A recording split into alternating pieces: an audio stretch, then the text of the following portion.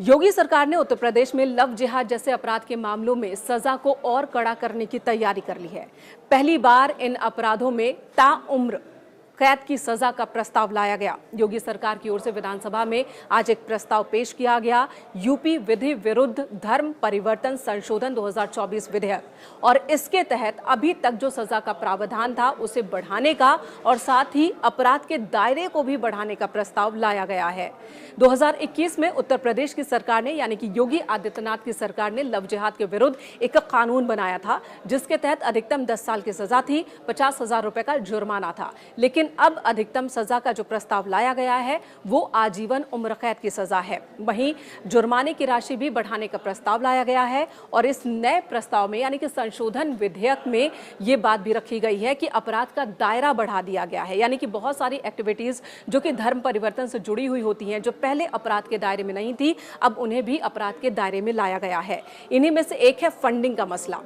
अगर विधि विरुद्ध धर्म परिवर्तन के लिए कहीं कोई फंडिंग होती है तो उसे भी अब अपराध के दायरे में लाया गया है और कोई भी विदेशी संस्था या फिर अवैध संस्था भी फंडिंग में संलिप्त पाई जाती है तो उनके खिलाफ भी कार्रवाई होगी और उन्हें भी सजा भुगतनी होगी।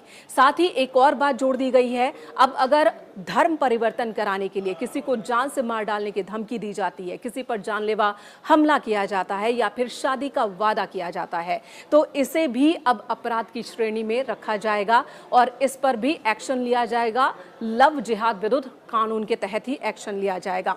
अब आपको बताते हैं वो कौन कौन से अपराध हैं जिनमें पहले सजा कम थी और अब सजा बढ़ा दी गई है। पहला मामला है धोखा, कपट, बहला फुसलाकर धर्म परिवर्तन कराना, शादी कराना। इस मामले में 2021 के कानून के तहत 1 से 5 साल तक की सजा थी और 15,000 का जुर्माना था, लेकिन नए प्रस्ताव में इस सजा को बढ़ाकर 3 से 10 साल कर दिया गया है। 25,000 रुपए जुर्माने का प्रस्ताव रखा गया है।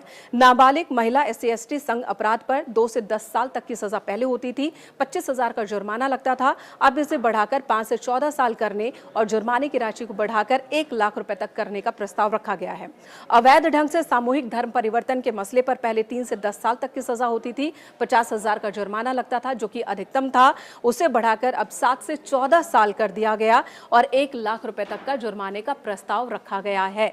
और रही बात अपराध के दायरे को बढ़ाने की, तो किस किस एक्शन को यानी कि एक्टिविटी को अब अपराध के दायरे में शामिल कर लिया गया है। नए अपराध कौन कौन से हैं धर्म परिवर्तन से जुड़े हुए, ये आपको बताते हैं।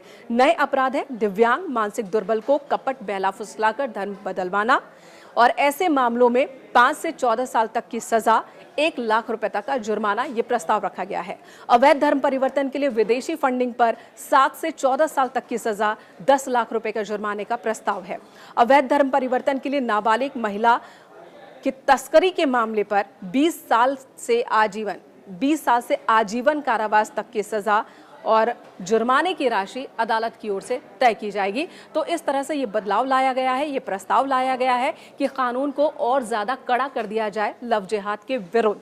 एक और बहुत बड़ा बदलाव किया गया है। पहले धर्म परिवर्तन के मामलों में धर्म परिवर्तन की शिकायत यानी कि जानकारी देने का अधिकार संबंधियों को ही था, या तो पीड़ित व्यक्ति या पीड़ित व्यक्ति के माता पिता या रक्त संबंधी ही ये शिकायत कर सकते थे।